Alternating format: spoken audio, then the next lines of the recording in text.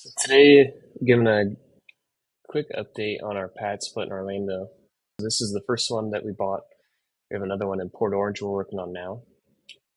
So the Orlando, it's an 8 bed, 4 bath, and I'm just sharing some updates, things that have happened, good, bad, ugly, all the fun stuff.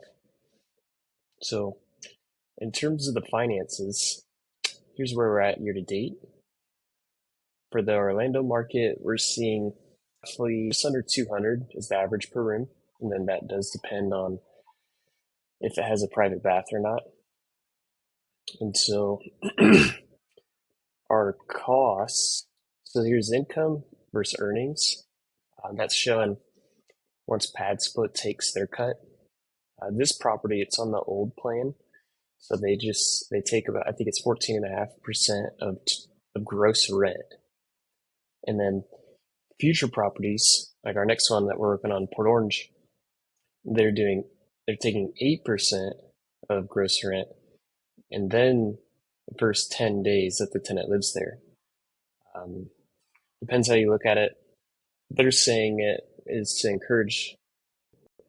encourage landlords to have a better environment and helping overall tenants stay longer. Like they're really shooting for 10 months, 12 months. So they're mixing things up to try to help encourage that time frame. So anyway, our total costs roughly per month, especially in summer right now, it's fluctuating with AC. Our total costs are about high 3,000s, like 3,800, 3,900. We do have a property manager on here as well. She helps a ton. And so, yeah, we bought this back in October. I think we actually closed on it closer to Thanksgiving. It was a big rehab, and then we went live at the very, very end of April. And so we've been experimenting on different things. We are screening the tenants a little more strictly to minimize turnover. So we're asking more questions, like just what's going on. Um, so yeah, here's at least the financial side. And then it has been interesting. So the first curveball that we were hit, this happened all within the past 2 weeks.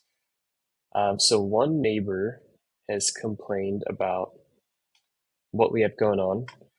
So they think that we're running an Airbnb. Maybe they don't like all the cars. There's something they don't like. So they complain to the city. Fortunately, though, we're not in the HOA zone. And then if you want to get into the details of it all, ad split. So this is different in different cities, counties, states. So I can only comment on Orlando. The lease that PadSplit is writing with the tenants, it's 6 months and 1 day. So I believe the state of Florida, now I could be wrong, but I believe the state of Florida calls anything less than 6 months a short-term rental. But the city of Orlando calls anything less than 30 days a short-term rental. So anyway, yeah, there's a lot of details, a lot of plays on words, the semantics of it all. And then one big thing we're noticing is the tenants aren't liking the vehicles, so we might trim how many cars are allowed to stay at this one and then our next one. So then the next curveball we were thrown is right here.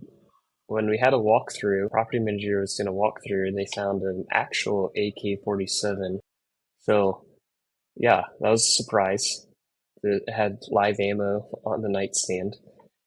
But fortunately, we asked him about it, and he agreed to move it out of the property pretty quickly. So fortunately, it worked out well.